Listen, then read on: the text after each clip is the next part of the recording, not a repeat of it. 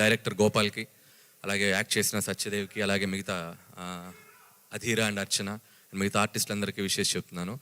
And డైరెక్టర్తో పాటు trailer చూసినప్పుడు నాకు బాగా ట్రావెల్ అయింది భైరవ. సో మ్యూజిక్ కూడా చాలా ఇంపాక్ట్ కనిపించింది. సో అది ఇంటెన్స్ ఉన్న సినిమా కాబట్టి దాని త్రూ అవుట్ ఆ ఎండ్కి వచ్చినప్పుడు కూడా సత్యదేవ్ కూర్చున్న లాస్ట్ షాట్ మీద కూడా ఇచ్చిన బీజిఎం ఇంకా హాంట్ అవుతుంది నాకు. అండ్ నీ వాయిస్కి పెద్ద ఫ్యాన్, నీ మ్యూజిక్ కూడా నాకు చాలా ఇష్టం భైరవ్. All the best. అలాగే సత్యదేవ్ గురించి చెప్పాలంటే నిజంగా ప్రతి చిన్న పాత్ర నుంచి మొదలుకొని ఈరోజు హీరోగా తనకంటూ ఒక గుర్తింపు తెచ్చుకున్నాడు. అండ్ సరిలేరు టైంలో నిజానికి తను హీరోగా చేస్తున్నా కూడా ఒక చిన్న రోల్ అయినా కూడా వచ్చి చేశాడు. దట్ ఈస్ అంటే ఆయనకు ఉన్న రెస్పెక్ట్ అలాంటిది సినిమా మీద. So thank you Satyadev. అప్పుడు నీకు థ్యాంక్స్ చెప్పానో లేదో అందుకని ఇప్పుడు చెప్తున్నాను. And I wish you all the best.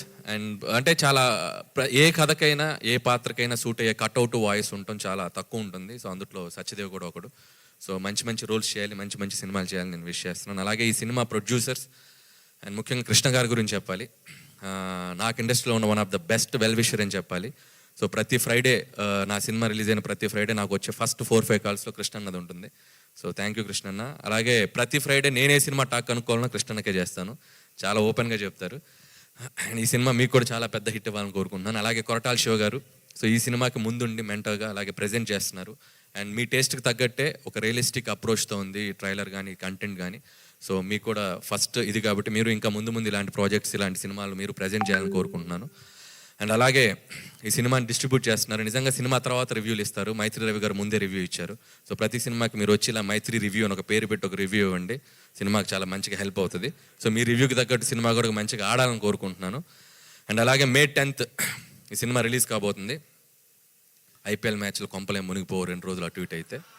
So సినిమాలకు రండి, ఈవినింగ్ టైమ్స్, ఫస్ట్ షోలు సెకండ్ షోలు ఫోనుల్లో కూడా ఉంది కదా, మీరు ఆన్లైన్ స్కోర్స్ చూసుకోవచ్చు.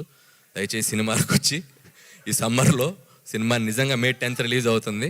సో కృష్ణమ్మ సినిమాని చూసి ఎంకరేజ్ చేయాలని కోరుకుంటున్నాను. అలాగే ఈరోజు ఈ వేదిక మీద ఉన్న రాజమౌళి గారిని కలుసుకోవడం చాలా ఆనందంగా ఉంది. సో నేను స్పీచ్ ముగించే ముందు ఒక 2 కోరికలు ఉన్నాయి నాకు. ఒకటి, కొరటాల శివ గారి స్పీచ్లో దేవర రిలీజ్ డేట్ చెప్తారని. అలాగే రాజమౌళి గారి స్పీచ్లో ఓపెనింగ్ డే ఎప్పుడు, ఓపెనింగ్ రోజు ఆయన సినిమా కథ చెప్తారు.